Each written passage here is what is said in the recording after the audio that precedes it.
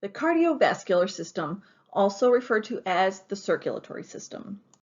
The one system that links all parts of the body together is the cardiovascular system, which some refer to as the circulatory system. The cardiovascular system consists of your heart, blood vessels, and blood. The job of the cardiovascular system is to act kind of like a major highway, and it carries substances that need to get from one part of the body to another through the use of blood. It also needs to pick up waste from your cells along the way, like carbon dioxide, and get that carbon dioxide back up to your lungs where it can be exhaled. Now, besides this transportation, it also transports some specific cells through the blood, which attack disease-causing organisms, which help you from becoming sick. But how does that blood start moving in the first place? Well, blood wouldn't go anywhere until the heart beats. Your heart is a hollow muscular organ that pumps blood throughout the body. Each time the heart beats, it pushes blood through the blood vessels of your cardiovascular system. In a year, your heart will pump enough blood to fill up more than 30 Olympic-sized swimming pools. It is located in the center of your chest, and it lies right behind your sternum or this breastbone, and it's inside your rib cage. It is about the size of your fist, and it is made of cardiac muscle. And remember that cardiac muscle can contract again and again and never get tired. The structure of the heart is described as having a right side and a left side. The right side of the heart is completely separated from the left side by a wall of tissue, which is called a septum. Each side has two compartments or chambers. There's going to be an upper chamber, and these are called your atrias, and then there are lower chambers, and these are called ventricles. The atrium, which is singular for atria, receives blood that comes into the heart, and located inside the right atrium is a group of heart cells called the pacemaker, and it is this that sends signals out to make the heart muscle contract.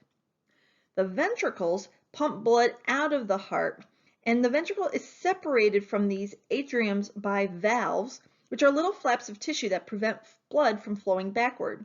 When you hear that lub-dub, lub-dub, lub-dub of your heartbeat, these are the actual valves opening and closing, allowing blood to pass through. When the ventricle pushes blood out of the heart, it travels through arteries. The arteries coming off the right ventricle go to your lung, and the artery coming off the left ventricle is the aorta. Smaller arteries then branch off the aorta, and each artery will branch into smaller and smaller arteries. Arteries have generally very thick walls and consist of 3 layers. And it's because of this layered structure that arteries are very strong and they're very flexible, and they can withstand the enormous pressure of blood as it is pumped by the heart. In fact, you can feel the artery flexibility and that blood pressure when you put your 2 fingers on your wrist and feel your pulse. Each pulse is your heart pushing blood through your arteries. Now that from those arteries, blood flows into tiny narrow vessels called capillaries. And in the capillaries, substances are exchanged between the blood and the body cells. From the capillaries, blood flows into the veins, and these are blood vessels that carry blood back up to the heart. The overall pattern of blood flow through the body system is something like a figure 8, with the heart being at the center where their figure 8 crosses. In the first loop, blood travels from the heart to the lungs and then back to the heart. When the blood flows through the lungs, the blood will eventually go through tiny capillaries that are in close contact with the air in your lungs. Since the air in your lungs has more oxygen than the blood in the capillaries, the oxygen will move from your lungs into the blood. At the same time, carbon dioxide moves in the opposite direction from the blood into your lungs.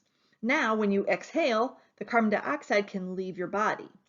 And now we have oxygen-rich blood, which is bright red and can now flow to the left side of your heart and be pumped through the second loop. The second loop begins with oxygen-rich blood, like we said, coming from the lungs, and this blood moves into your left ventricle. From the left ventricle, it's pumped into your aorta, which is the largest artery in the body. From the aorta, The blood will move through branching arteries, eventually going through tiny little capillaries and making it into all different parts of your body, such as your brain, your liver, even down to your little pinky toe. Oxygen now can move out of the blood and into your body cells, and all while this is happening, carbon dioxide is passing from your body cells into your blood. Now the blood, which is low in oxygen now, needs to flow back up to the right atrium of the heart through the veins, completing the second loop, and it begins again. Let's go ahead and take a break here, and why don't you show what you know.